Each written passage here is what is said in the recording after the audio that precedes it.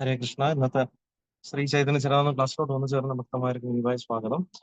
നമ്മൾ ഇന്ന് ചർച്ച ചെയ്യുന്നത് ശ്രീ ചൈതന്യ ചരിതാമൃതം ആദിലീല 17-ാമത്തെ അധ്യായം, മഹാപ്രഭുവിന്റെ യൗവന ലീല അധ്യായത്തിലെ 50-ാമത്തെ ശ്ലോകം മുതൽക്കാണ്. ജയ ജയ ശ്രീ ചൈതന്യ ജയ നിത്യാനന്ദ, ജയ ദ്വൈത ചന്ദ്ര ജയ ഗൗരഭക്ത വൃന്ദ, ജയ ജയ ശ്രീ ചൈതന്യ ജയ നിത്യാനന്ദ, ജയ ദ്വൈത ചന്ദ്ര ജയ ഗൗരഭക്ത വൃന്ദ, ജയ ജയ ശ്രീ ചൈതന്യ ജയ നിത്യാനന്ദ, ജയ ദ്വൈത ചന്ദ്ര ജയ ഗൗരഭക്ത വൃന്ദ.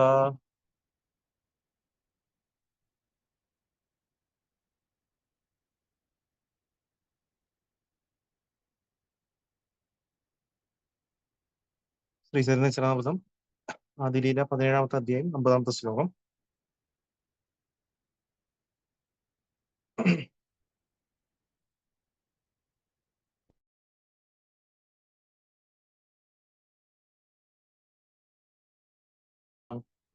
ശബ്ദാർത്ഥം: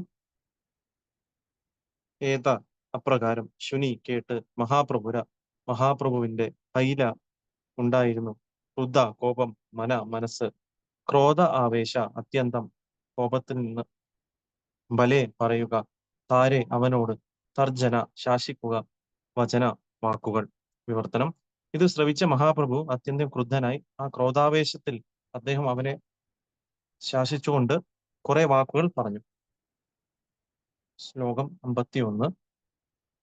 ആരേ പാപി തോരേ ന ഉദ്ധാരിമോ, കോടി ജന്മയേ മതേ കീടായ ഗാവോഹിമോ. ആരേ പാപി തോരേ ന ഉദ്ധാരിമോ, കോടി ജന്മയേ മതേ കീടായ ഗാവോയായിമോ. ആരേ പാപി തോരേ ന ഉദ്ധാരിമോ, കോടി ജന്മയേ മതേ കീടായ ഗാവോയായിമോ. ശബ്ദാർത്ഥം: ആരെ അല്ലയോ പാപിയായ നീ, ഭക്തന്മാരോട് ശത്രുതയുള്ളവൻ, തോരെ നീ, ന ഉദ്ധാരിമോ ഞാൻ മോചിപ്പിക്കുകയില്ല, കോടി ജന്മങ്ങളിലേക്ക്, മതേ ഈ വിധത്തിൽ, കീടായ രോഗാണുക്കളാൽ, ഗാവോയായുമോ കടിക്കാൻ ഇടയാക്കും. വിവർത്തനം ഭാവാർത്ഥം: കൃഷ്ണ കൃപാമൂർത്തി ശ്രീ ശ്രീമദ് അഭയചരണാരവിന്ദ ഭക്തിവേദാന്ത സ്വാമി പ്രഭുപാദ് ശീല പ്രഭുപാദ് കി ജയ്. വിവർത്തനം: ഭക്തന്മാരോട് ശത്രുതയുള്ള പാപി, ഞാൻ നിന്നെ മോചിപ്പിക്കുക ഇല്ല, മറിച്ച് നിന്നെ ഈ അണുക്കളെ കൊണ്ട് കോടിക്കണക്കിന് വർഷങ്ങളോളം ഞാൻ കടിപ്പിക്കും. ഭാവാർത്ഥം: നമ്മുടെ എല്ലാ ക്ലേശങ്ങൾക്കും പ്രത്യേകിച്ച് രോഗങ്ങൾക്കും കാരണം നമ്മുടെ പൂർവ്വ പാപ കർമ്മങ്ങളാണെന്ന് ഇവിടെ നാം ശ്രദ്ധിക്കണം. പാപപ്രവൃത്തികളിൽ വെച്ച് ഏറ്റവും ഗുരുതരം ശത്രുത മൂലം ഒരു പരിശുദ്ധ ഭക്തനെതിരെ നടത്തുന്ന പ്രവൃത്തികളാണെന്ന് പരിഗണിക്കപ്പെടുകയും ചെയ്യുന്നു.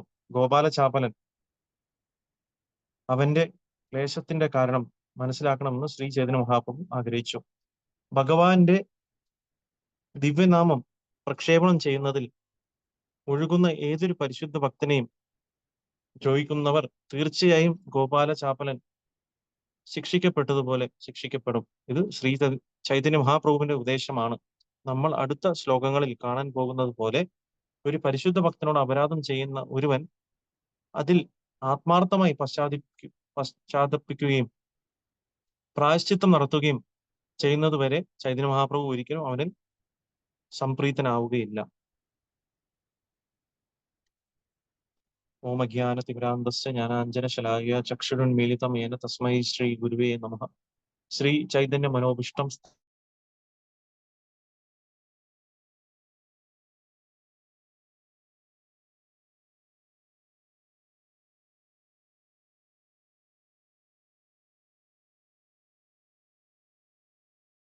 ശ്രീ രാധാകൃഷ്ണ പാദാൻ സഹ ലളിതാ ശ്രീ വിശാഖാൻ താമസിച്ചു.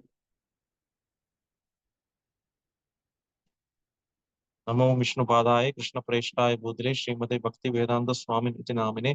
നമസ്തേ സാരസ്വതേ ദേവേ ഗൗരവാണി പ്രചാരിണേ നിർവിശേഷ ശൂന്യവാദി പാശ്ചാത്യ ദേശതാരിണേ. ജയ ശ്രീകൃഷ്ണ ചൈതന്യ പ്രഭു നിത്യാനന്ദ ശ്രീ അദ്വൈത ഗദാധര ശ്രീവാസാദി ഗൗരഭക്തവൃന്ദ. ഹരേ കൃഷ്ണ കൃഷ്ണ കൃഷ്ണ ഹരേ ഹരേ, ഹരേ രാമ രാമ രാമ ഹരേ. പഞ്ചകൽപതരുഭ്യശ്ച കൃപാസിന്ധുഭ്യൈവ ച പതിതാനാം പാവനേഭ്യോ വൈഷ്ണവേഭ്യോ നമഃ. ഹരേ കൃഷ്ണ. അപ്പൊ നമ്മള്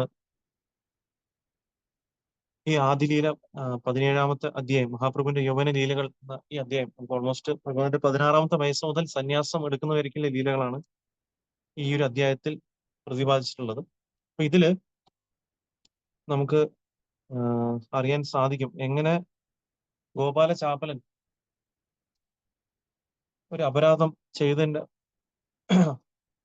അദ്ദേഹം ചെയ്തു. അപ്പൊ അപരാധം ചെയ്തുകൊണ്ട് അദ്ദേഹത്തിന് കിട്ടുന്ന ശിക്ഷകൾ എന്താണെന്നും, ഒരു വൈഷ്ണവ അപരാധം എന്ന് പറയുന്നത് എത്രത്തോളം ഹാനികരമാണെന്നുള്ള കാര്യങ്ങളെ പറ്റിയാണ് നമുക്ക് ഇന്നത്തെ ഈ ഒരു നമ്മൾ വായിക്കുന്ന ശ്ലോകങ്ങൾ നമുക്ക് മനസ്സിലാക്കാൻ സാധിക്കുക. അപ്പം നമുക്കിവിടെ കാണാൻ സാധിക്കും, നമ്മൾ നോക്കുകയാണെന്നുണ്ടെങ്കിൽ ഇവിടെ ചൈതന്യ മഹാപ്രഭു പതീത പാവന അവതാരമാണ് നമ്മൾ നോക്കുകയാണെന്നുണ്ടെങ്കിൽ. എന്നാൽ കൂടി മഹാപ്രഭു ഒരിക്കലും ഒരു ഭക്തന് എതിരെ അപരാധം ചെയ്യുകയാണെങ്കിൽ ഒരിക്കലും അതിനൊരിക്കലും സഹിക്കില്ല എന്നുള്ള കാര്യം നമുക്ക് മനസ്സിലാക്കാൻ സാധിക്കും ഈ ഒരു ലീലകളിലൂടെ. കാരണം ശ്രീവാസ് ഠാക്കൂർ അദ്ദേഹം അത്രയും ഒരു പരിശുദ്ധ ഭക്തനാണ്. അപ്പൊ ആ ശ്രീവാസ് ഠാക്കൂറിനെയാണ് ഇവിടെ ഗോപാലചാപലൻ അത് എന്ത് ചെയ്തു, ഒരു അപരാധമാണ് ചെയ്തിരിക്കുന്നത്. കാരണം അദ്ദേഹത്തിന്റെ പേര് കെടുത്താൻ വേണ്ടി ശ്രമിക്കുകയാണ് ചെയ്യുന്നത് അദ്ദേഹം. അപ്പോ അത് കാരണം ഇവിടെ നമുക്ക് മനസ്സിലാക്കാൻ സാധിക്കും, ഇവിടെ നമുക്ക് എങ്ങനെ ഒരു വ്യക്തിക്ക് നമ്മൾ ചെയ്യുന്ന കർമ്മങ്ങൾ അനുസരിച്ചാണ് നമുക്ക് പലതും നമുക്ക് ഈ ഒരു ജന്മത്തിൽ കിട്ടും നമ്മൾ നോക്കുകയാണെന്നുണ്ടെങ്കിൽ. അപ്പം അദ്ദേഹം അപ്പൊ ഇവിടെ മഹാപ്രഭു പറയാണ്, എന്താണ് പറയുക, ഭക്തന്മാരുടെ ശത്രുതകളെ പാപി ഞാൻ നിന്നെ മോചിപ്പിക്കുകയില്ല, മറിച്ച് നിന്നെ ഈ അണുക്കളെ കൊണ്ട് കോടിക്കണക്കിന് വർഷങ്ങളോളം ഞാൻ ഘടിപ്പിക്കും എന്നുള്ള രീതിയിലുള്ള ഒരു ഇതാണ് ഇവിടെ ഭഗവാൻ ഒരു ഇത് കൊടുക്കുന്നത്, ആ വാക്കുകൾ പറയുന്നത് അല്ലെ, ക്രോധത്തോടെ. അപ്പൊ നമുക്ക് മനസ്സിലാക്കാൻ സാധിക്കും, നമുക്ക് നമ്മുടെ ജീവിതത്തിൽ ശ്രീലപ്രഭുവിടെ ആദ്യം തന്നെ ഭാവാർത്ഥത്തിൽ പറയുന്നുണ്ട്, അപ്പൊ നമുക്ക് എന്തെങ്കിലും രോഗങ്ങളൊക്കെ വരികയാണെന്നുണ്ടെങ്കിൽ അതെന്താണ് അതിന്റെ അർത്ഥം എന്ന് പറഞ്ഞാൽ എന്താണ്, ശാസ്ത്രങ്ങൾ പറയുന്നത് പൂർവ്വജന്മ കൃതം പാപം വ്യാധി രൂപേണ ജായതേ. എന്താണ്, ഇപ്പൊ പൂർവ്വജന്മത്തിൽ വരുന്ന നമ്മൾ ചെയ്ത കർമ്മങ്ങൾ അനുസരിച്ചാണ് നമുക്ക് പല പല രോഗങ്ങൾ നമുക്ക് ഈ ഒരു ജന്മത്തിൽ, അതിന്റെ പാപകർമ്മങ്ങളായിട്ടാണ് നമുക്ക്, ഈ പാപകർമ്മങ്ങളുടെ ഒരു പ്രതിഫലമായിട്ടാണ് നമുക്ക് ഈ രോഗങ്ങൾ നമുക്ക് വരുന്നത്. അപ്പം നമ്മൾ നോക്കുകയാണെന്നുണ്ടെങ്കിൽ ഏറ്റവും കാഠിന്യമേറിയ ഒരു അപരാധമാണ് നമ്മളൊരു വൈഷ്ണവനെതിരെ നമ്മൾ മനസ്സുകൊണ്ടോ വാക്കുകൊണ്ടോ അല്ലെങ്കിൽ പ്രവൃത്തി കൊണ്ടോ നമ്മൾ ചെയ്യുകയാണെങ്കിൽ അതാണ് ഏറ്റവും വലിയ അപരാധമായിട്ട് നമുക്ക് മനസ്സിലാക്കാൻ സാധിക്കുക. അതുകൊണ്ട് തന്നെയാണ് ഇവിടെ ചൈതന്യ മഹാപ്രഭു നമ്മൾ നോക്കുകയാണെന്നുണ്ടെങ്കിൽ അല്ലെ, അദ്ദേഹം തൃണാദപി ശുനീചേന എല്ലാ ശ്ലോകങ്ങളും നമുക്ക് പറഞ്ഞു തരാണെങ്കിൽ കൂടി, പക്ഷെ അതേ സമയത്ത് നമ്മൾ ഒരു എപ്പോ നമ്മൾ ഏതൊരു അവസ്ഥയിലാണ് നമ്മൾ നോക്കുകയാണെങ്കിൽ ഒരു വൈഷ്ണവനെ കുറിച്ച് അപരാധം, തെറ്റായ രീതിയിൽ ഒരാൾ അപരാധം പറയുകയാണെന്നുണ്ടെങ്കിൽ എന്താ ചെയ്യുക, അപ്പൊ നമ്മൾ അത് കേൾക്കാൻ പാടില്ല. ആക്ച്വലി അത് തെറ്റാണെന്നുണ്ടെങ്കിൽ അവിടെ അവരെ കറക്റ്റ് ചെയ്യണം. തെറ്റായ കാര്യങ്ങൾ അവർ പറഞ്ഞ് പ്രചരിപ്പിച്ചു കഴിഞ്ഞാൽ അത് ശരിയല്ല. അപ്പൊ അതുകൊണ്ട് ഒരു വൈഷ്ണവൻ ശ്രദ്ധിക്കേണ്ട ഒരു കാര്യമാണ്, അപരാധങ്ങൾക്ക് നമ്മൾ ഒരിക്കലും ചെവി കൊള്ളാതിരിക്കാനുള്ള കാര്യമാണ്. അപ്പൊ അഥവാ നമുക്ക് ഒരു വ്യക്തിയെ കറക്റ്റ് ചെയ്യാൻ പറ്റില്ല എന്നുണ്ടെങ്കിൽ ആ സ്ഥലത്ത് നമ്മൾ മാറിപ്പോവാനുള്ളതാണ് നമുക്ക് ചെയ്യാൻ പറ്റുന്ന കാര്യം. അപ്പം ഇതിലും ചൈതന്യ മഹാപ്രഭു അത് തന്നെയാണ് പറഞ്ഞത്. അപ്പം ഭഗവാന്റെ തിരുനാമങ്ങൾ ജപിക്കുന്ന ഭക്തന്മാരെ കുറിച്ച് അപരാധം പറയുക അല്ലെ, നമുക്ക് ആദ്യത്തെ അപരാധം അത് തന്നെയാണ്, നാമപരാധത്തിൽ വരുന്നത് അല്ലെ. ഭക്തന്മാർക്കെതിരെ തെറ്റായ കാര്യങ്ങൾ പറയാനുള്ള കാര്യം തന്നെ ഏറ്റവും വലിയൊരു അപരാധം തന്നെയാണ്. അപ്പം ഇവിടെ ചൈതന്യ മഹാപ്രഭു എന്താണ് പറയുന്നത്, അപ്പൊ അദ്ദേഹം പറയുന്നത്, അപ്പൊ അങ്ങനെ ഒരു വ്യക്തി, അങ്ങനെ ഒരു ഭഗവാൻ അത്രയും പ്രിയപ്പെട്ട ഒരു വ്യക്തിയാണ് ഒരു വൈഷ്ണവൻ എന്ന് പറയുന്നത്. അപ്പൊ അങ്ങനെ ഒരു വ്യക്തിയെതിരെ ഒരു അപരാധം ചെയ്താൽ ഭഗവാൻ കൂടി പൊറുക്കില്ല ശരിക്കും നോക്കുകയാണെങ്കിൽ. കാരണം അങ്ങനെയുള്ള ഒരു വ്യക്തി നമുക്ക് എന്താ ചെയ്യാം, നമുക്ക് ചെയ്യാൻ പറ്റുന്ന ഒരു കാര്യം എന്താണ്, നമുക്ക് ആ നമ്മൾ അപരാധം ചെയ്ത വ്യക്തിയോട് പോയി മാപ്പ് അപേക്ഷിക്കാനുള്ള ഒരു കാര്യം മാത്രമാണ്, അല്ലാതെ നമുക്കൊന്നും തിരിച്ചു ചെയ്യാൻ സാധിക്കില്ല. നമ്മൾ അപരാധം ചെയ്യാതിരിക്കാൻ ശ്രമിക്കുക എന്നുള്ളത് നമുക്ക് ചെയ്യാൻ പറ്റുന്ന ഒരു കാര്യം ഇല്ല. നമുക്ക് പലപ്പോഴും നമ്മൾ നമ്മൾ നമ്മളെ ഒരു കണ്ടീഷനിങ് കാരണം പലപ്പോഴും നമുക്ക് അറിയാൻ സാധിക്കും, നമ്മള് പല രീതിയിൽ വളർന്നു വന്ന വ്യക്തികൾ നമ്മൾ പ്രസ്ഥാനത്തിലോട്ട് വരുമ്പോൾ നമുക്ക് നമ്മുടേതായിട്ടുള്ള കുറവുകളൊക്കെ ഉണ്ടാവും ചിലവർക്ക്. നമുക്ക് എന്തെങ്കിലും ഒരു എസ്പെഷ്യലി കാരണം ഒരു വ്യക്തി, കാരണം ഭൗതികമായിട്ടുള്ള ഈ സൊസൈറ്റി പഠിപ്പിച്ചിരുന്ന ഒരു നമ്മൾ എപ്പോഴും ഒന്നാമനാവണം, ഇപ്പൊ ഒരു വ്യക്തി രണ്ടാമനാകുമ്പോൾ നമുക്ക് ഓട്ടോമാറ്റിക്കലി അവരോട് ഒരു ഈർഷ്യ വരും. അതൊക്കെ ഭൗതിക ലോകത്തിലുള്ള കാര്യമാണ്, ഭൗതിക സൊസൈറ്റിയിൽ പഠിപ്പിച്ചിരുന്ന കാര്യമാണ്. പക്ഷെ അതേ സമയത്ത് ഭക്ത സമാജത്തിൽ വരുന്ന സമയത്ത് നമുക്ക് അതൊക്കെ നമ്മൾ മാറ്റി വെക്കുക. കാരണം എന്താണ്, നമ്മൾ അവിടെ നീ അല്ല അവിടെ സെന്റർ. സെന്റർ എന്ന് പറയുന്ന ആരാണ്? ഭഗവാൻ കൃഷ്ണനാണ്. അപ്പൊ കൃഷ്ണനെ തൃപ്തിപ്പെടുത്താൻ വേണ്ടിയിട്ട് ആരെന്ത് ചെയ്താലും അവരെ നമ്മൾ അപ്രീഷിയേറ്റ് ചെയ്യാനുള്ള കാര്യമാണ് നമ്മൾ മനസ്സിലാക്കേണ്ടത്. അപ്പം ആര് ചെയ്താലും അത് ഭഗവാൻ തൃപ്തിപ്പെടുത്താണ്. അത് ഞാൻ ചെയ്താലും ശരി, വേറൊരു വ്യക്തി ചെയ്താലും ശരി. അപ്പം ചിലപ്പം ഭഗവാൻ ആഗ്രഹിക്കുന്നത് ഇന്നൊരു വ്യക്തിയിലൂടെ ആയിരിക്കും ആ സേവനം ചെയ്യണം എന്നതായിരിക്കും. അപ്പൊ അതിനൊരിക്കലും നമ്മൾ തടസ്സമായി നിൽക്കാൻ പാടില്ല. അങ്ങനെ തടസ്സമായി നിന്ന് കഴിഞ്ഞാൽ നമുക്ക് തന്നെയാണ് ഭക്തിയിൽ നിന്ന് താഴോട്ട് പോകാൻ സാധിക്കും. നമ്മൾ താഴോട്ട് പോകും. അതാണ്. അപ്പൊ നമ്മൾ അതുകൊണ്ടാണ് ശീല പ്രഭുപാദ് എപ്പോഴും പറയുന്ന ഒരു വാക്യമാണ്, your love for me will be shown by how you cooperate with each other എന്നൊരു ഇതിൽ പറയുന്നത് ശീല പ്രഭുപാദ്. അപ്പം ഇപ്പൊ പ്രഭുപാദ് പറയാണ്, ഈ പ്രസ്ഥാനത്തിൽ ശീല പ്രഭുപാദിന്റെ കാലശേഷം അദ്ദേഹത്തിലുള്ള സ്നേഹം നമുക്ക് എങ്ങനെ കാണിക്കാൻ സാധിക്കുക? അപ്പൊ നമുക്ക് എല്ലാവരും ഒത്തൊരുമയോടെ നമ്മൾ ഒരു സേവനം ചെയ്യുമ്പോഴാണ് പ്രഭുപാദത്തിലുള്ള സ്നേഹം കാണാൻ സാധിക്കുക. അപ്പൊ അവിടെ നമ്മൾ ഞാൻ നീ അങ്ങനെ ഒരു വ്യത്യാസം കാണാതെ എന്തൊരു സേവനം എല്ലാവരും ചേർന്ന് അത് ശീല പ്രഭുപാദിനെയും ഭക്തന്മാരെയും ചൈതന്യ മഹാപ്രഭുവിനെ എല്ലാവരും പ്രീതിപ്പെടുത്താൻ വേണ്ടിയിട്ടാണ് ഉള്ള ആ ബോധത്തോടെ നമ്മൾ സേവനങ്ങൾ ചെയ്യുകയാണെങ്കിൽ അത് തന്നെയാണ് ഉത്തമം. അപ്പൊ അങ്ങനെ ചെയ്യുന്ന ഒരു സേവനം ചെയ്യുന്ന ഓരോ വ്യക്തികൾക്കും ഒരുപാട് സന്തോഷം ഉണ്ടാവും. അതിലൂടെ എല്ലാവർക്കും ആത്മീയമായിട്ട് പുരോഗമിക്കാനും സാധിക്കും എന്നുള്ള കാര്യങ്ങൾ മനസ്സിലാക്കാം. ഇനി അടുത്ത കുറച്ച് ശ്ലോകങ്ങളിൽ ഇതിനെപ്പറ്റി കുറച്ചുകൂടി ഡീറ്റെയിൽ നമുക്ക് മനസ്സിലാക്കാൻ ശ്രമിക്കാം. ശ്ലോകം 52. ശ്രീവാസേ കരായിലി തുയ് ഭവാനി പൂജന കോടി ജന്മഹവേ തോര രൗരവേ പതന. ശബ്ദാർത്ഥം, ശ്രീവാസ ടാഗോറിനോട് കരായിലി ചെയ്തു തുയ് നീ ഭവാനി പൂജ കോടി ജന്മങ്ങൾ ഹവേ ഉണ്ടായിരിക്കും തോര നിന്റെ രൗരവേ നരകത്തിൽ പതിക്കുക. വിവർത്തനം ഭാവാർത്ഥം, കൃഷ്ണ കൃപാമൂർത്തി ശ്രീ ശ്രീമദവേ ചരണാരവിന്ദ ഭക്തി വേദാന്ത സ്വാമി പ്രഭുപാദ് ശീല പ്രഭുപാദ് കി ജയ്. വിവർത്തനം, ശ്രീവാസ് ഠാക്കൂർ ഭവാനി ദേവിക്ക് പൂജ ചെയ്തതായി നീ വരുത്തി തീർത്തു. ഈ അപരാധത്തിന് നീ കോടി ജന്മങ്ങൾ നരകവാസം അനുഭവിക്കണം. ഭാവാർത്ഥം, മദ്യപിക്കാനും മാംസം ഭക്ഷിക്കാനും ആഗ്രഹമുള്ള അനേകം താന്ത്രികർ ഭവാനി ദേവിയെ ശ്മശാനത്തിൽ വെച്ച് പൂജിക്കുന്ന ക്ഷുദ്രകർമ്മങ്ങളിൽ ഏർപ്പെടാറുണ്ട്. ഇത്തരം പൂജ കൃഷ്ണനും ചെയ്യുന്ന ഭക്തിയുത സേവനത്തോളം തന്നെ ശ്രേഷ്ഠമാണെന്ന് ഈ വിഡ്ഢികൾ കരുതുന്നു. പക്ഷേ സ്വാമിമാരെന്നും യോഗ്യമാരെന്നും പറയപ്പെടുന്നവർ ചെയ്യുന്ന അത്തരം നിന്ദ്യമായ താന്ത്രിക കർമ്മങ്ങൾ ഇവിടെ ചൈതന്യ മഹാപ്രഭുവിനാൽ അപലപിക്കപ്പെടുന്നു. മദ്യപിക്കാനും മാംസം ഭക്ഷിക്കാനും വേണ്ടിയുള്ള അത്തരം ഭവാനി പൂജ ഒരുവനെ നരകീയ ജീവിതത്തിലേക്ക് എടുത്തെറിയുമെന്ന് അദ്ദേഹം പ്രഖ്യാപിക്കുന്നു. ആ ആരാധനാ രീതി തന്നെ നരകീയമാണ്. അതിന്റെ ഫലം നരകീയമായിരിക്കുമെന്ന് പറയേണ്ടതുമില്ല. ഏത് രീതി അവലംബിച്ചാലും അന്തിമമായി ബ്രഹ്മത്തിൽ എത്തുമെന്ന് ചില മൂഢന്മാർ പറയുന്നു. എന്നാൽ അത്തരം വ്യക്തികൾ എങ്ങനെയാണ് ബ്രഹ്മത്തെ പ്രാപിക്കുന്നതെന്ന് നമുക്ക് ഈ ശ്ലോകത്തിൽ കാണാൻ കഴിയുന്നു. ബ്രഹ്മം സർവ്വവ്യാപിയാണ്. പക്ഷെ വ്യത്യസ്ത വസ്തുക്കളിൽ ബ്രഹ്മത്തെ കണ്ടറിയുന്നത് വ്യത്യസ്ത ഫലങ്ങളിലേക്ക് നയിക്കുന്നു. ഭഗവത്ഗീതയിൽ 4-ാം അധ്യായം 11-ാം ശ്ലോകം ഭഗവാൻ പറയുന്നു, ഏതാമാം പ്രബദ്ധ്യന്തേ താം തദൈവ ഭജാമ്യഹം. എന്നിൽ ശരണം പ്രാപിക്കുന്നതനുസരിച്ച് ഏവർക്കും ഞാൻ തക്കതായ പ്രതിഫലം നൽകുന്നു. മായാവാദികൾ നിശ്ചയമായും ചില വശങ്ങളിലൂടെ ബ്രഹ്മത്തെ സാക്ഷാത്കരിക്കുന്നു. പക്ഷെ മദ്യത്തിലൂടെയും സ്ത്രീകളിലൂടെയും മാംസഭക്ഷണത്തിലൂടെയുമുള്ള ബ്രഹ്മസാക്ഷാത്കാരം ഭക്തന്മാർക്ക് കീർത്തനത്തിലൂടെ ഉള്ള ബ്രഹ്മസാക്ഷാത്കാരം കീർത്തനത്തിലൂടെയും നൃത്തത്തിലൂടെയും പ്രസാദ ഭക്ഷണത്തിലൂടെയും ലഭിക്കുന്ന അതേ ബ്രഹ്മസാക്ഷാത്കാരമല്ല. മായാവാദികൾ അധമമായ ജ്ഞാനം ലഭിച്ചവരാകയാൽ എല്ലാ തരത്തിലുമുള്ള ബ്രഹ്മസാക്ഷാത്കാരവും ഒരുപോലെ ആണെന്ന് കരുതുന്നു. അവർ വൈവിധ്യം പരിഗണിക്കുന്നതുമില്ല.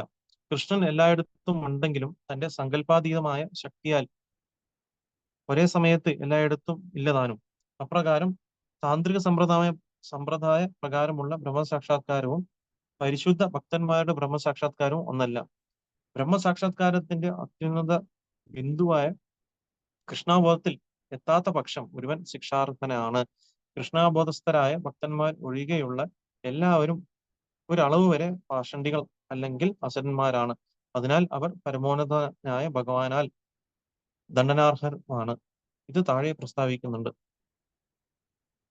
അപ്പം ഇവിടെ നമുക്ക് കാണാൻ സാധിച്ചു അല്ലെ, നമ്മള് ഇവിടെ ശ്രീവാസ് ഠാക്കൂറിന് അല്ലെ ഭവാനി ദേവിക്ക് പൂജയായിട്ട് വരുത്തി തീർത്ത ഗോപാല ചാപ്പലൻ വലിയൊരു അപരാധം ചെയ്തുകൊണ്ട് അദ്ദേഹം അതിന് കാരണമായിട്ട് അദ്ദേഹം ഇവിടെ ചൈതന്യ മഹാപ്രഭു അദ്ദേഹത്തെ പറയാണ്, നിങ്ങൾ കോടി ജന്മങ്ങൾ നരകവാസം അനുഭവിക്കണം എന്നുള്ള കാര്യമാണ് ഇവിടെ പറയുന്നത്. അപ്പൊ ഇവിടെ ഭാവാർത്ഥത്തിൽ ശീലപ്രഭ നമുക്ക് പറഞ്ഞു തരാണ്. അപ്പൊ പല രീതിയിലുള്ള അധമമായിട്ടുള്ള നമ്മൾ താന്ത്രികമായിട്ടുള്ള പല രീതിയിലുള്ള പൂജകളും കാര്യങ്ങളൊക്കെ നമുക്ക് ഇന്ന് കാലത്തിൽ കാണാൻ സാധിക്കും. അപ്പൊ ഇതൊന്നും ശാസ്ത്രങ്ങളിൽ നമ്മൾ നോക്കുകയാണെന്നുണ്ടെങ്കിൽ പല പല രീതിയിലുള്ള കാര്യങ്ങൾ അല്ലെ, നമ്മൾ മാംസം ഭക്ഷിക്കാനും അൾട്ടിമേറ്റ്ലി ഇത് ചെയ്യുന്നവരുടെ ഉദ്ദേശം എന്ന് പറഞ്ഞു കഴിഞ്ഞാൽ ആ ഒരു രീതിയിൽ അവർക്ക് അവരുടെ ഇന്ദ്രിയങ്ങൾ തൃപ്തിപ്പെടുത്താൻ വേണ്ടിയിട്ടുള്ള രീതിയിൽ എന്തെങ്കിലും പൂജ ചെയ്യുക എന്നുള്ളതാണ് അവരുടെ താല്പര്യം. അപ്പൊ അതുകൊണ്ട് അവരെന്താ ചെയ്യുക, അപ്പൊ അങ്ങനത്തെ താന്ത്രിക രീതിയിലെ പല ദേവിമാരെയൊക്കെ അവര് പൂജ ചെയ്യുന്നുണ്ട് ഇവിടെ ആക്ച്വലി നമ്മൾ നോക്കുകയാണെന്നുണ്ടെങ്കിൽ. അപ്പൊ അങ്ങനെ ചെയ്യുന്ന പൂജകളും നമ്മൾ നോക്കുകയാണെങ്കിൽ അതിന്റെ എന്താണ് ആരാധന രീതി തന്നെ ഒരു നര എന്താ പറയാ നരകീയമായതുകൊണ്ട് അത് ചെയ്യുന്ന വ്യക്തികളും തീർച്ചയായിട്ടും നരകത്തിലേക്കായിരിക്കും നയിക്കുന്നത് എന്ന് ശീല പ്രഭുപാദ് വളരെ വ്യക്തമായിട്ട് ഇവിടെ പറയുന്നുണ്ട്. അപ്പം നമ്മൾ നോക്കുകയാണെങ്കിൽ ഈ ഒരു രീതിയിൽ നമ്മൾ ഇന്ന കാലത്ത് നമുക്ക് പല സ്ഥലത്തും പല പല കാര്യങ്ങളൊക്കെ അവർ ചെയ്യുന്നുണ്ട്. അപ്പൊ എത്രത്തോളം നമ്മൾ ശാസ്ത്രങ്ങളെ മനസ്സിലാക്കുന്നു, അതിനെ അടിസ്ഥാനപ്പെടുത്തിയിട്ടാണ് നമുക്ക് മനസ്സിലാക്കാൻ സാധിക്കുക. അപ്പൊ നമുക്ക് ഇന്ന് പലപ്പോഴും നമ്മൾ കാണാനുണ്ടെങ്കിൽ ആരെങ്കിലും ഒരു കാര്യം ചെയ്തു, ഒരു കാര്യസിദ്ധി നടത്തി കിട്ടി എന്ന് പറയുമ്പോൾ അവരെന്ത് ചെയ്യും, അവർ 10 പേരത്ത് വിളിച്ചു പറയും, ഇപ്പൊ ഇങ്ങനെ ചെയ്താൽ അത് കിട്ടും എന്നുള്ള രീതിയിലൊക്കെ പറഞ്ഞ് അവർ തന്നെ അവരെ രീതിയിൽ ഒരു രീതിയിൽ ഒരു ദൈവത്തിനെ ഉണ്ടാക്കുകയും ആ രീതിയിൽ ഒരു പൂജ ചെയ്യുകയും അങ്ങനെയൊക്കെയാണ് ചെയ്യുന്നത്. അപ്പം പ്രഭുപാദ് ഇപ്പോഴും പറയും, പലപ്പോഴും അമ്പലങ്ങൾ ഒരു കച്ചവട സ്ഥാപനമായിട്ട് മാറാണ് ചെയ്യുന്നത് അല്ലെ. അവര് വിഗ്രഹത്തിനെ വെച്ചുകൊണ്ട് പലപ്പോഴും ആൾക്കാർ എന്താ ചെയ്യുന്നത്, അവര് വിഗ്രഹത്തിന് ഒരു എന്താ പറയാ ഒരു ബിസിനസ് അല്ലെ. നമ്മൾ എന്താണ് നമ്മൾ സാധാരണ രീതിയിൽ എന്താ ചെയ്യാ, നമ്മൾ ഒരു ഒരു സാധനത്തിന് വെച്ച് നമ്മൾ ബിസിനസ് ചെയ്യുന്ന പോലെ വിഗ്രഹത്തിനെ വെച്ചിട്ടാണ് കലിയുഗത്തിലെ ആൾക്കാർ ബിസിനസ്സുകൾ ചെയ്യുന്നത്. അപ്പൊ ആ രീതിയിലൂടെ അവരുടെ ഇന്ദ്രിയ തൃപ്തികൾ അല്ലെ, അവരുടെ സ്വാർത്ഥമായിട്ടുള്ള ആഗ്രഹങ്ങൾ പൂർത്തീകരിക്കാൻ വേണ്ടിയിട്ട് അവരെന്ത് ചെയ്യും. അപ്പൊ ഈ രീതിയിലൊക്കെയാണ് അവർ പലപ്പോഴും പല കാര്യങ്ങളും ചെയ്യുന്നത്. അപ്പം അതുപോലെ തന്നെ അപ്പം നമ്മൾ മനസ്സിലാക്കേണ്ട ഒരു കാര്യമാണ്, അതേപോലെ തന്നെ വേറൊരു കൂട്ടർ ആയിട്ടുള്ള ആൾക്കാരില്ലേ, മായാവാദികളായിട്ടുള്ള ആൾക്കാർ എന്ന് പറയും, ഏത് രീതിയിൽ പോയാലും നമുക്ക് അൾട്ടിമേറ്റ്ലി എന്ത് ചെയ്യും, നമ്മൾ ബ്രഹ്മത്തിലെത്തും, അല്ലെങ്കിൽ എന്ത് ചെയ്താലും അൾട്ടിമേറ്റ്ലി ബ്രഹ്മത്തിലെത്തും എന്ന് പറയുന്നു അല്ലെ. യഥോമത് എ- യഥോമത് തഥോപത് എന്ന് പറയില്ല, നമ്മൾ രാമകൃഷ്ണ പരമഹംസ അങ്ങനത്തെ ആൾക്കാരൊക്കെ പറയാറുണ്ട് അല്ലെ. ഏത് വഴി കൂടി പോയി കഴിഞ്ഞാൽ അൾട്ടിമേറ്റ്ലി ഭഗവാൻ എത്തും എന്നാണ് പറയുന്നത്. പക്ഷെ നമുക്ക് ലോജിക്കലായിട്ട് നമുക്ക് മനസ്സിലാക്കാൻ സാധിക്കും, ഏത് വഴി കൂടി പോയാൽ നമുക്ക് ഒരേ സ്ഥലത്ത് എത്താൻ സാധിക്കുമോ. അപ്പൊ നമുക്കിപ്പം തമ്പാനൂട്ട് പോകണമെന്നുണ്ടെങ്കിൽ നമ്മൾ അതിന് പകരമായിട്ട് നമ്മളിപ്പം ഇവിടുന്ന് നേരെ തിരിച്ച് കന്യാകുമാരി സൈഡിലോട്ട് പോയി കഴിഞ്ഞാൽ നമുക്ക് എങ്ങനെയും തമ്പാനൂർ എത്താൻ സാധിക്കും ഇല്ല. ആ നമ്മൾ എങ്ങോട്ടാണോ ചെല്ലേണ്ടത് അവിടെ നിന്ന് ദൂരം കൂടി വരും. അപ്പൊ അതുപോലെ അതൊക്കെ ഒന്നും നമ്മൾ നോക്കുകയാണെന്നുണ്ടെങ്കിൽ ഈ രീതിയിലെ പല രീതിയിലും നമുക്ക് ആൾക്കാർ പല കാര്യങ്ങൾ പറയാറുണ്ട്. അപ്പൊ അതൊക്കെ നമ്മൾ നോക്കുകയാണെന്നുണ്ടെങ്കിൽ എന്താ പറയാ, അപ്പം ഈ ഈ രീതിയിൽ അല്ലെങ്കിൽ ഈ ഒരു രീതിയിലൊക്കെ ആൾക്കാർ ചിന്താഗതി വളർത്തിയെടുക്കുന്നതും എന്ത് ചെയ്താലും നമുക്ക് ആ ലക്ഷ്യത്തിൽ എത്താം എന്നൊക്കെ പറയുന്നത്, ഇത് വെറും ആൾക്കാരുടെ അവരുടെ എന്താ പറയാ അവർക്ക് ഭഗവാനെ ഒരു വ്യക്തിയായിട്ട് കാണാൻ സാധിക്കാത്തത് കൊണ്ടും ഭഗവാനെ വ്യക്തിയായിട്ട് കണ്ടു കഴിഞ്ഞാൽ ഭഗവാന്റെ അടുത്ത് ശരണം പ്രാപിക്കണം അല്ലെ. അപ്പൊ ഭഗവാൻ പറയുന്ന കാര്യങ്ങൾ നമ്മൾ കേൾക്കണം. അപ്പൊ അത് കേൾക്കാതിരിക്കാൻ വേണ്ടി അവരെന്ത് ചെയ്യും, എന്നാ ശരി എന്നാ പിന്നെ എന്റെ മനസ്സിൽ തോന്നുന്ന രീതിയിൽ എനിക്ക് എന്തെങ്കിലും ചെയ്യാം എന്ന് ചിന്തിച്ചുകൊണ്ട് ആ രീതിയിൽ അവർ ഒരു മാനസിക ഊഹാഭോഗം കൊണ്ട് പല കാര്യങ്ങളും ചെയ്യാണ് ചെയ്യുന്നത്. പക്ഷെ അതേ സമയത്ത് ഈ ശ്ലോകത്തിൽ പറയുന്നു അല്ലെ, 4-ാം അധ്യായത്തിൽ 11-ാം ശ്ലോകത്തിൽ പറയുന്ന പോലെ തന്നെ ഏതാമാം പ്രപദ്യന്റെ താം തദൈവ ഭജാമി. നമ്മൾ എത്രത്തോളം ഒരു വ്യക്തി ഭഗവാനിൽ ശരണം പ്രാപിക്കുന്നത് അനുസരിച്ചാണ് ഒരു വ്യക്തിക്ക് അതിന് പ്രതിഫലം കിട്ടുന്നു എന്ന് പറയുന്നത് അല്ലെ. അപ്പൊ എത്രത്തോളം ഭഗവാന്റെ ശരണം പ്രാപിക്കുന്നു എന്ന് പറഞ്ഞാൽ എന്താണ് അതിന്റെ അർത്ഥം, എത്രത്തോളം നമ്മൾ ഭഗവാനെ യഥാർത്ഥമായിട്ടും നമ്മൾ ഭഗവാന്റെ ഇംഗിതത്തിനെ മനസ്സിലാക്കിയും ഭഗവാന്റെ ഉപദേശങ്ങളെ മനസ്സിലാക്കി അത് അതേപടി നമ്മൾ ജീവിതത്തിൽ പ്രാവർത്തിയാക്കുന്ന ഒരു വ്യക്തിക്ക് അത്രത്തോളം ഭഗവാന്റെ അടുത്ത് ശരണം പ്രാപിക്കാൻ സാധിക്കും നമ്മൾ നോക്കുകയാണെന്നുണ്ടെങ്കിൽ. അതാണ് ഇതിലൂടെ പറയുന്നത് ഈ ശ്ലോകത്തിലൂടെ. അപ്പൊ പല രീതിയിലുള്ള നമ്മൾ നോക്കുകയാണെങ്കിൽ ഇപ്പൊ ഈ ശ്ലോകത്തിൽ പറയുന്ന പോലെ തന്നെ മായാവാദികളാണെങ്കിലും അവര് എന്താണ്, അവര് ബ്രഹ്മസത്യം ജഗത് മിഥ്യ എന്ന ചിന്ത അല്ലെ, ബ്രഹ്മം മാത്രമാണ് സത്യം, ബാക്കി ജഗത്ത് മിഥ്യയാണെന്നാണ് പറഞ്ഞത്, ഈ ലോകം മിഥ്യയാണെന്നാണ് പറഞ്ഞത്. പക്ഷെ വൈഷ്ണവ സിദ്ധാന്തം അനുസരിച്ച് എന്താണ്, ജഗത് മിഥ്യയല്ല, താൽക്കാലികമാണ് അല്ലെ. നമ്മൾ കാണുന്നത് ഇതൊക്കെ ഇല്ലാന്ന് നമുക്ക് പറയാൻ പറ്റും, ഇതൊക്കെ ഇപ്പൊ ഉണ്ട് അല്ലെ. ഇവിടെ നമുക്ക് മൊബൈൽ ഫോൺ ഉണ്ട് അല്ലെ, നമുക്ക് പല കാര്യങ്ങൾ കാണാൻ സാധിക്കുന്നു. ഇതൊക്കെ തെറ്റെന്ന് പറയാൻ സാധിക്കില്ല, പക്ഷെ താൽക്കാലികമാണെന്ന് നമുക്ക് പറയാൻ സാധിക്കും. അതാണ് റിയൽ ആയിട്ടുള്ള അണ്ടർസ്റ്റാൻഡിംഗ് എന്ന് പറയുന്നത്. അപ്പൊ അവരെന്താ ചിന്തിക്കുന്നത്, വൈവിധ്യമൊന്നുമില്ല, എല്ലാം നമ്മൾ നോക്കുകയാണെങ്കിൽ ഇതൊക്കെ മായയാണ് ചിന്തിക്കുന്ന കൂട്ടർക്ക്. അപ്പൊ അവർക്ക് എന്താണ്, അപ്പൊ അവർക്ക് ബ്രഹ്മം എന്ന് പറയുന്നതാണ് എല്ലാം. അപ്പൊ ഞാനും ബ്രഹ്മം, നീയും ബ്രഹ്മം, എല്ലാം ബ്രഹ്മം എന്നുള്ള രീതിയിൽ ചിന്തിക്കുന്ന വ്യക്തികൾക്ക് ഒരിക്കലും അവർക്ക് പൂർണ്ണമായിട്ടുള്ള സാക്ഷാത്കാരം നേടാൻ സാധിക്കില്ല. കാരണം അവര് ബ്രഹ്മത്തിന് മുകളിൽ ആരുണ്ട്, ഭഗവാൻ എന്നൊരു വ്യക്തിയുണ്ട്. ആ വ്യക്തിയിൽ നിന്നാണ് ഈ ബ്രഹ്മം എന്ന് വരുന്നത്, തേജസ്സുകൾ വരുന്നത് അല്ലെ. ബ്രഹ്മം, പരമാത്മാവ്, ഭഗവാൻ അല്ലെ, വളരെ വ്യക്തമായിട്ടും ശ്രീമദ് ഭാഗവതം പറയുന്നുണ്ട്.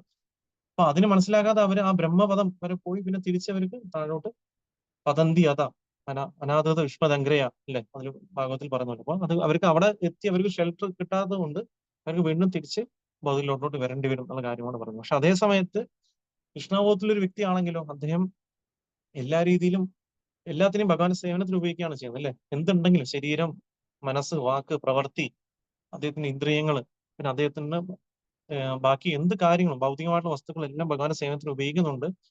തീർച്ചയായിട്ടും കൃഷ്ണഭക്തിയിൽ ഏർപ്പെടുന്ന ഒരു വ്യക്തിക്ക് എന്തായാലും ആ ലക്ഷ്യത്തിലോട്ട് എത്താൻ സാധിക്കും. കാരണം അദ്ദേഹം എല്ലാം മനസ്സ്, വാക്ക്, പ്രവൃത്തി കൊണ്ടൊക്കെ ഭഗവാനെ ഓർക്കുകയാണ് ചെയ്യുന്നത്. ഒന്നിനും തിരസ്കരിക്കുന്നില്ല, എല്ലാത്തിനും ഇൻക്ലൂഡ് ചെയ്തുകൊണ്ട് അദ്ദേഹം ഭക്തി സേവനം ചെയ്യണം. അപ്പൊ അതുകൊണ്ട് അദ്ദേഹം വളരെ എളുപ്പമായിട്ടും ഇല്ലേ, അദ്ദേഹം എന്താണ് നാമം ജപിച്ചും നൃത്തമാടിയും പ്രസാദം കഴിച്ച ഒരു വ്യക്തിക്ക് വളരെ എളുപ്പമായിട്ടും അദ്ദേഹത്തിന് ഭഗവാനെ സാക്ഷാത്കരിക്കാൻ സാധിക്കും.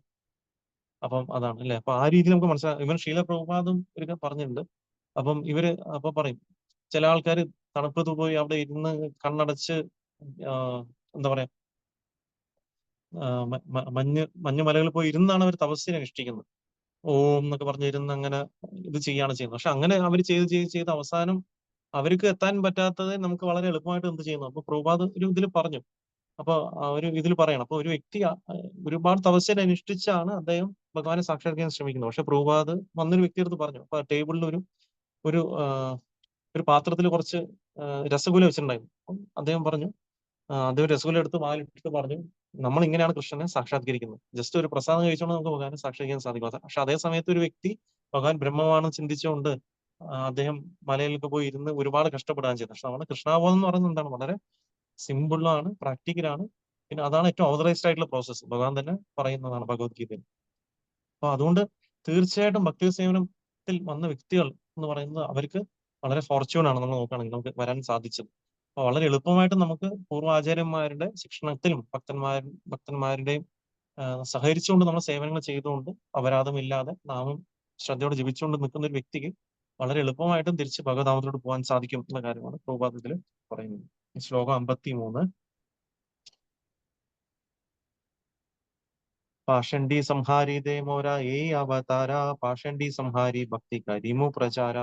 ശബ്ദാർത്ഥം: പാഷണ്ഡി അസുരന്മാർ, നിരീശ്വരവാദികൾ, സംഹാരിതേ വധിക്കുവാൻ, മോര എന്റെ, ഏയ് ഈ, അവതാര അവതാരം, പാഷണ്ഡി നിരീശ്വരവാദി, സംഹാരി വധിക്കുക, ഭക്തിയുത സേവനം, കരിമു ചെയ്യൂ, പ്രചാര പ്രചാരം.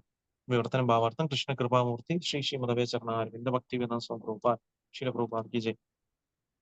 വിവർത്തനം: ഞാൻ ഈ അവതാരത്തിൽ പ്രത്യക്ഷനായത് എല്ലാ അസുരന്മാരെയും പാഷണ്ഡികൾ നിഗ്രഹിക്കുന്നതിനും അവരെ വധിച്ചതിനു ശേഷം ഭക്തി പ്രചരിപ്പിക്കുന്നതിനുമാണ്.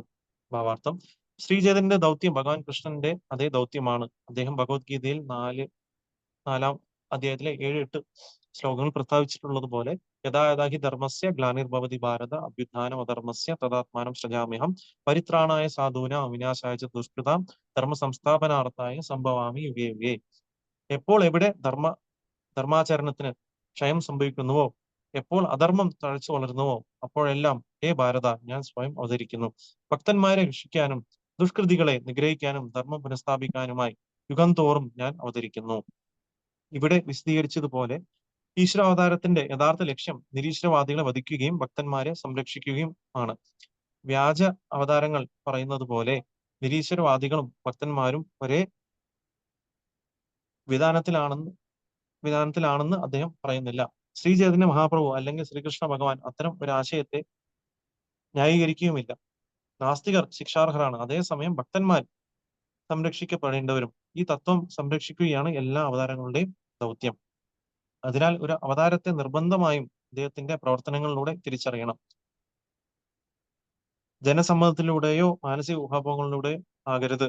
മഹാപ്രഭു തന്റെ പ്രവർത്തനത്തിനിടയിൽ ഭക്തന്മാർക്ക് സംരക്ഷണം നൽകുകയും അനേകം അസുരന്മാരെ നിഗ്രഹിക്കുകയും ചെയ്തു. മായാവാദികളാണ് ഏറ്റവും വലിയ അസുരന്മാരെന്ന് അവിടുന്ന് പ്രത്യേകം പ്രതിപാദിച്ചു.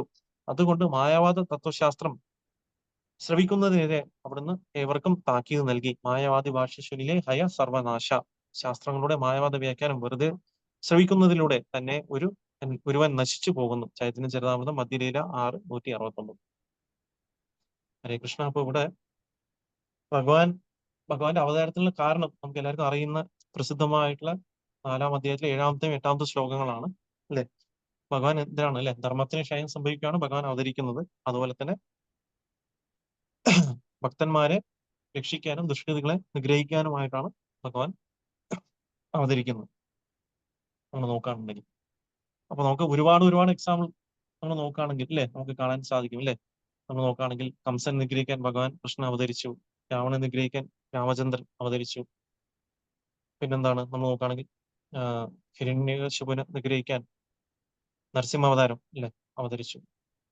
അതുപോലെ തന്നെ നമ്മൾ ഹിരണ്യാക്ഷൻ അവതരിക്കാൻ വരാവതാരം അവതരിച്ചു. അപ്പം അസുരനെ നിഗ്രഹിക്കുന്നതിന് വേണ്ടിയിട്ടും ആണെന്നല്ലേ ഭഗവാൻ അവതരിക്കുന്നത് അല്ലെ. നമുക്ക് ആക്ച്വലി ഭക്തന്മാരെ പ്രൊട്ടക്ട് ചെയ്യാൻ വേണ്ടിയിട്ടാണ്, ഭക്തന്മാരുടെ ഭക്തിയെ രക്ഷിക്കാൻ വേണ്ടിയിട്ട് അല്ലെ. അവർക്ക് എന്തെങ്കിലും രീതിയിലുള്ള ബുദ്ധിമുട്ടുകൾ വരുമ്പോൾ അതിന് ആ തടസ്സങ്ങളെ മാറ്റാൻ വേണ്ടിയിട്ടാണ് ഭഗവാൻ അവതരിക്കുന്നത്. അതിലൂടെ ആ ലീലകൾ ആടി ഭക്തന്മാർക്ക് ഭഗവാനുള്ള സ്നേഹത്തിനെ വളർത്തിയെടുക്കാൻ വേണ്ടിയിട്ടുമാണ് ഭഗവാൻ അവതരിക്കുന്നത്.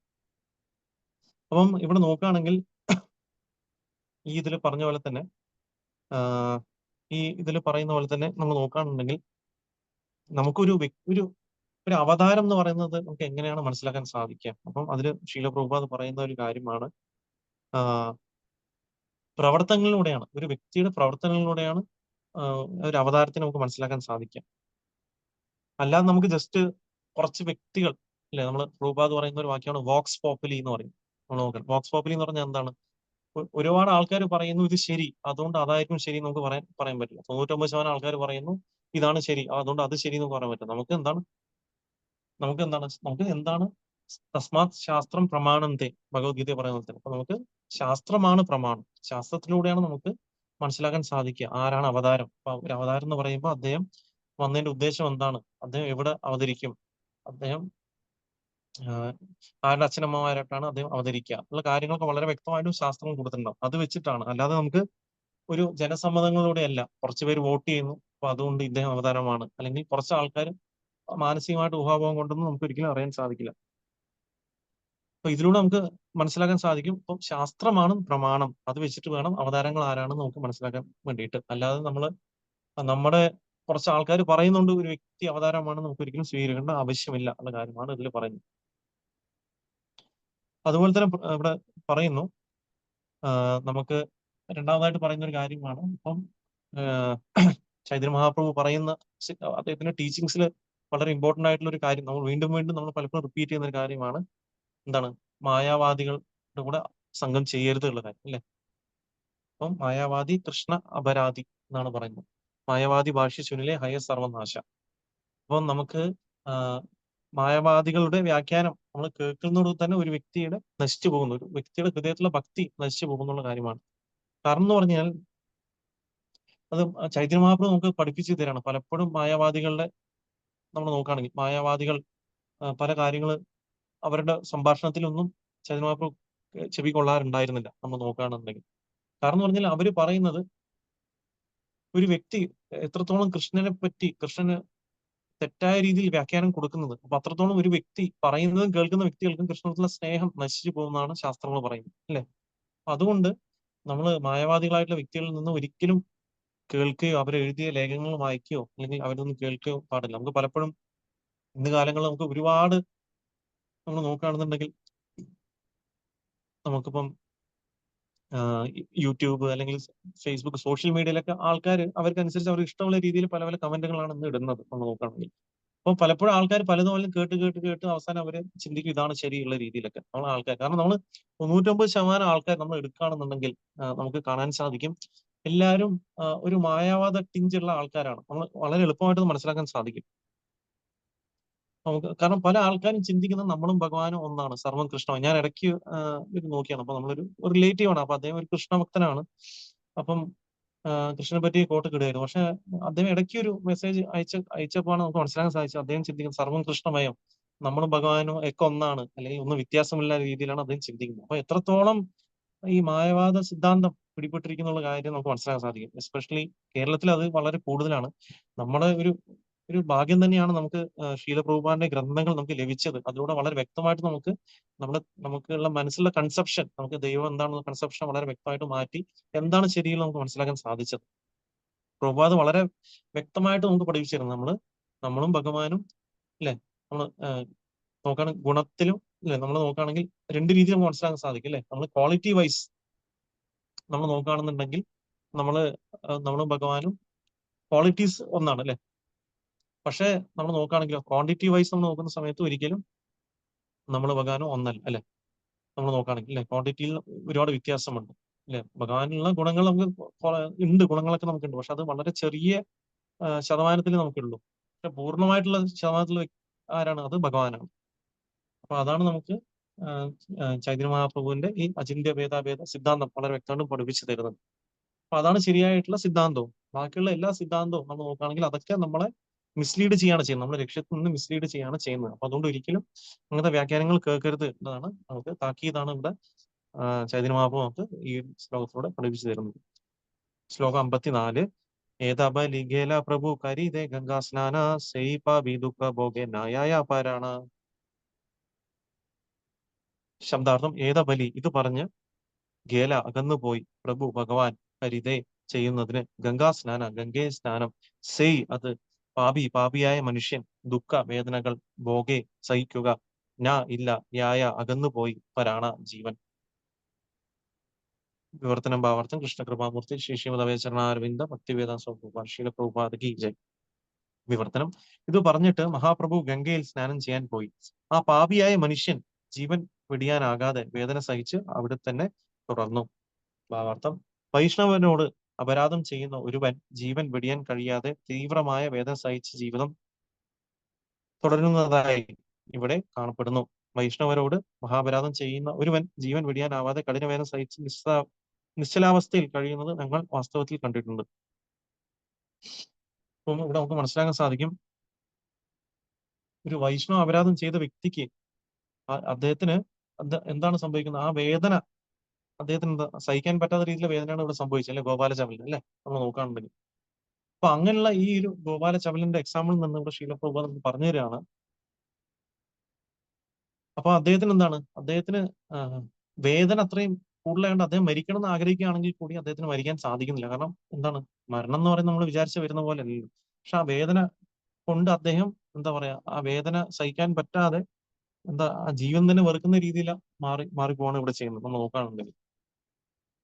അപ്പം ഇവിടെ നമ്മൾ നോക്കുകയാണെങ്കിൽ അപ്പോൾ അത് വലിയൊരു മഹാ അപരാധമാണ്, ലെസനാണ് ഒന്ന് പഠിപ്പിച്ചു തരുന്നത്. നമ്മൾ ചിലപ്പം ഇത് വളരെ ലൈറ്റ് ആയിട്ട് നമ്മൾ ചിലപ്പോൾ എടുക്കും. നമ്മൾ ചിലപ്പോൾ ഒരു വൈഷ്ണവനെ പറ്റി നമ്മൾ കമന്റ് ചെയ്യും, അല്ലെങ്കിൽ നമുക്ക് എന്തെങ്കിലുമൊക്കെ രീതിയിൽ ഉണ്ടെങ്കിൽ നമ്മൾ ഓക്കെ, നമുക്ക് അങ്ങനെ ചിന്ത വരികയാണെങ്കിൽ കൂടി നമ്മൾ അങ്ങനെ ഉണ്ടെങ്കിൽ കൂടി നമ്മൾ എന്താ ചെയ്യുക? അത് ഒരിക്കലും നമുക്കത് ശരിയല്ലാത്ത പക്ഷം ഒരിക്കലും അത് വേറെ വ്യക്തിയെ ഡിസ്കസ് ചെയ്യാതിരിക്കുന്നതാണ് ഏറ്റവും ഉത്തമം. കാരണം നമ്മൾ ഡിസ്കസ് ചെയ്യുമ്പോൾ എന്താ സംഭവിക്കുക? നമ്മൾ ആ വ്യക്തിയുടെ മനസ്സിനും ആ കൺസെപ്ഷനാണ് നമ്മൾ കൊടുക്കുന്നത്.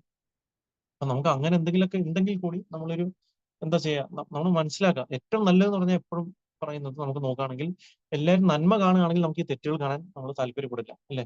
നമ്മൾ ഓരോ വ്യക്തികളെ നമ്മൾ ചിലപ്പോൾ തെറ്റുകൾ എന്ന് പറഞ്ഞാൽ എന്താ നമ്മൾ പറയുന്നത്, nobody is perfect, I am nobody എന്ന് പറയുന്ന പോലെ തന്നെ ആരും പെർഫെക്റ്റ് അല്ല. അപ്പൊ ഞാനും അതുപോലത്തെ ഒരു വ്യക്തി തന്നെയാണ്. അപ്പൊ എനിക്കും ഒരുപാട് തെറ്റുകളുണ്ട്. അപ്പൊ അതുപോലെ തന്നെ ആ വ്യക്തികൾക്കും തെറ്റുകൾ ഉണ്ടാവും നമ്മൾ മനസ്സിലാക്കിക്കൊണ്ട് ആ വ്യക്തികൾ ചെയ്യുന്ന നല്ല ഗുണങ്ങളെ നമ്മൾ മനസ്സിലാക്കി അതിനെ നമ്മൾ പ്രകീർത്തിക്കുകയാണെന്നുണ്ടെങ്കിൽ നമുക്ക് ആ നല്ല ഗുണങ്ങൾ വരികയും, അതേസമയത്ത് നമ്മൾ ആ തെറ്റുകൾ മാത്രം കാണുകയാണെന്നുണ്ടെങ്കിൽ ആ തെറ്റുകളാണ് നമ്മളോട്ട് വരിക. നമ്മൾ ഏതിന് മെഡിറ്റേറ്റ് ചെയ്യുന്നോ അതായിരിക്കും നമ്മളോട്ട് വരിക എന്ന കാര്യം മനസ്സിലാക്കാം. അതുകൊണ്ട് നമുക്ക് ചെയ്യാൻ പറ്റുന്ന ഒരു കാര്യം എന്താണ്? അപ്പൊ നമുക്ക് അവരിൽ നന്മ കാണുന്നതാണ് ഏറ്റവും നല്ലത്. നമ്മൾ എന്താ ചെയ്യുക? നമുക്ക് വൈഷ്ണവ അപരാധം ചെയ്യരുത് നമ്മൾ ചിന്തിച്ചിങ്ങനെ അങ്ങോട്ടും ഇങ്ങോട്ടും കണ്ണടച്ചുകൊണ്ട് നമുക്ക് നിൽക്കാൻ സാധിക്കില്ല. അപ്പൊ നമുക്ക് എന്താ ചെയ്യാൻ സാധിക്കുക? നമ്മൾ എല്ലാവരും അപ്രീഷിയേറ്റ് ചെയ്യുക, അതാണ് ഏറ്റവും എളുപ്പം.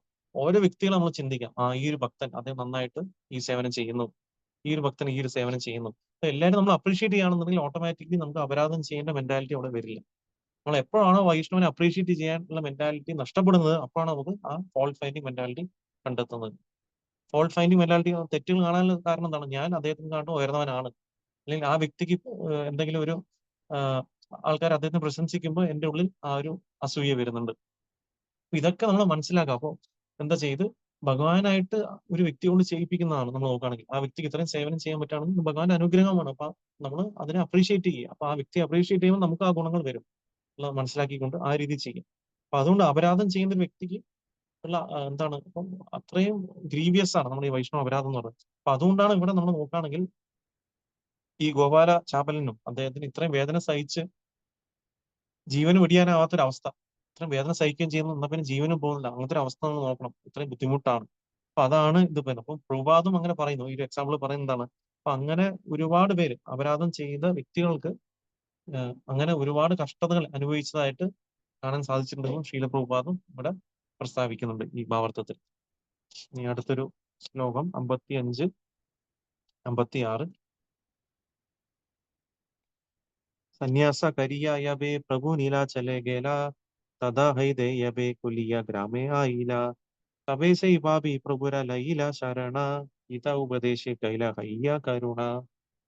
ശബ്ദാർത്ഥം സന്യാസ കരിയ, സന്യാസം സ്വീകരിച്ചിട്ട് യബേ എപ്പോൾ പ്രഭു മഹാപ്രഭു നീലാചലെ ജഗന്നാഥപുരിയിലേക്ക് ഗല പോയി തഥാ ഹൈതേ അവിടെ നിന്ന് യബേ എപ്പോൾ കുലിയ കുലിയ കുലിയ ഗ്രാമത്തിലേക്ക് ആ ഇല തിരിച്ചു വന്നു. തബേ ആ സമയത്ത് സെയ് ആ പാപി പാപി പ്രഭുര ഭഗവാന്റെ ലൈല തേടി ശരണ ആശ്രയം ഹിതമായ ഉപദേശം കൈല നൽകി ആയി തീർന്നു കരുണ കരുണ.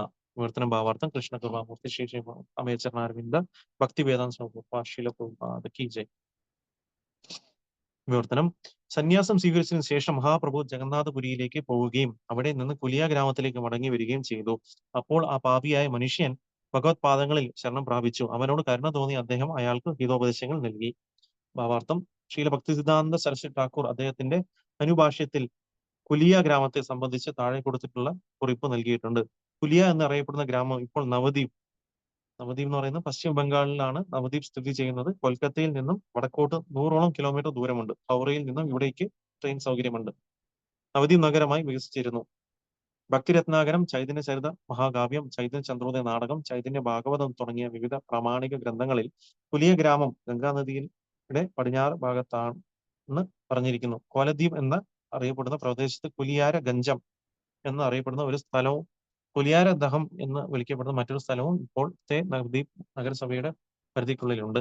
ചൈതന്യ മഹാപ്രഭുവിന്റെ കാലത്ത് ഗംഗാനദിയുടെ പടിഞ്ഞാറ് ഭാഗത്ത് ഉണ്ടായിരുന്ന കുലിയ, പഹാടപുരം എന്നീ ഗ്രാമങ്ങൾ ബാഹിരദ്വീപിന്റെ അധികാര പരിധിയിലുള്ളിലായിരുന്നു. അക്കാലത്ത് ഗംഗയുടെ കിഴക്ക് ഭാഗത്തുള്ള ഇപ്പോൾ അന്തർദ്വീപ് എന്ന് അറിയപ്പെടുന്ന സ്ഥലം നവദ്വീപ് എന്നാണ് അറിയപ്പെട്ടിരുന്നത്. ശ്രീ മായാപൂരിൽ ഇപ്പോഴും ആ സ്ഥലം ദ്വീപേര മാട എന്നാണ് അറിയപ്പെടുന്നത്. കാഞ്ചാപ്പാഴയ്ക്ക് സമീപം കുലിയ എന്ന പേരുള്ള ഒരു സ്ഥലമുണ്ട്. പക്ഷെ അത് അവിടെ പറഞ്ഞിട്ടുള്ള അതേ കുലിയ അല്ല. അതുകൊണ്ട് ഈ കുലിയയെ അപരാധ ഭഞ്ജനേര പാട അഥവാ അപരാധം ക്ഷമിക്കപ്പെട്ട സ്ഥലം ആയി സ്വീകരിക്കാൻ കഴിയില്ല. എന്തെന്നാൽ മുകളിൽ പ്രതിപാദിച്ച കുലിയ ഗംഗാ നദിയുടെ പടിഞ്ഞാറ് ഭാഗത്താണ്. വ്യാപാര താത്പര്യങ്ങളാൽ പ്രേരിതരായ പല വിദ്വേഷകർ യഥാർത്ഥ സ്ഥലത്തിന്റെ പുനരുദ്ധാരണത്തെ എതിർക്കുന്നു. അവർ ചിലപ്പോൾ അനധികൃത സ്ഥലങ്ങളെ ആധികാരിക സ്ഥലങ്ങളായി പരസ്യപ്പെടുത്തുകയും ചെയ്യുന്നു. അപ്പോൾ ഇവിടെ ചൈതന്യ മഹാപ്രഭു സന്യാസം സ്വീകരിച്ചതിന് ശേഷം അദ്ദേഹം ജഗന്നാഥ്പുരിയിലേക്ക് പോയി. അതിനുശേഷം പിന്നെ അവിടെ നിന്ന് വീണ്ടും കുലിയ ഈ ഗ്രാമത്തിലോട്ട് തിരിച്ചു വരികയാണ് ചെയ്യുന്നത്. അപ്പോൾ ഈ മടങ്ങി വന്ന ശേഷം അപ്പോഴും ആ പാപിയായിട്ടുള്ള ആ ഒരു ഗോപാല ചപലൻ എന്ത് ചെയ്തു? അദ്ദേഹത്തിന് തെറ്റ് ചെയ്ത് വലിയൊരു തെറ്റാണെന്ന് തോന്നിയ ശേഷം കുറ്റബോധത്തോടെ അദ്ദേഹം ചൈതന്യ മഹാപ്രഭുവിന്റെ ശരണം പ്രാപിച്ചു. അപ്പൊ അതിനോട് കരുണ തോന്നിയ അദ്ദേഹം പിന്നെ ഭഗവാൻ അദ്ദേഹത്തിന് ഉപദേശങ്ങൾ നൽകിയുള്ള കാര്യമാണ്. പിന്നെ ഈ ഒരു ഭാവാർത്ഥത്തില് ഈ കുലിയ ഗ്രാമത്തിനെ പറ്റിയാണ് ഇതിൽ പറഞ്ഞിരിക്കുന്നത്. അപ്പം കുലിയ എന്ന ഗ്രാമം എവിടെയാണെന്നും നവദ്വീപിൽ നിന്ന് എങ്ങനെയാണ് അങ്ങോട്ട് പോകുന്നതെന്നും ഒക്കെ പറഞ്ഞിട്ടുണ്ട്. അപ്പൊ അത് കോലദ്വീപ് എന്ന സ്ഥലത്ത് 9 ദ്വീപിൽ കോലദ്വീപ് എന്ന ഇതിലാണ് കുലിയ എന്ന ഗ്രാമം ഇരിക്കുന്നത്. അപ്പോൾ അതിനെപ്പറ്റിയാണ് ഈ ഒരു ശ്ലോകത്തിൽ നമുക്ക് പറഞ്ഞിരിക്കുന്നത്. ഹരേ കൃഷ്ണ. അപ്പൊ ബാക്കിയുള്ള ഭാഗം നമുക്ക് അടുത്തതിൽ നോക്കാം. എങ്ങനെയാണ് മഹാപ്രഭു ആ അപരാധത്തിന് എന്താണ് ഉപദേശം നൽകിയതുള്ള കാര്യം നോക്കാം അല്ലെ. നമ്മൾ ഒരു അപരാധം ചെയ്ത് കഴിഞ്ഞാൽ ഏറ്റവും എളുപ്പമായിട്ടുള്ള കാര്യം എന്താണ്? അപരാധം ചെയ്ത വ്യക്തിയോട് പോയി ക്ഷമ ആർജിക്കുക കാര്യമാണ്. അപ്പൊ ആ ഒരു കാര്യമാണ് നമുക്ക് വരുന്ന ശ്ലോകങ്ങളിൽ നമുക്ക് കാണാൻ സാധിക്കുക.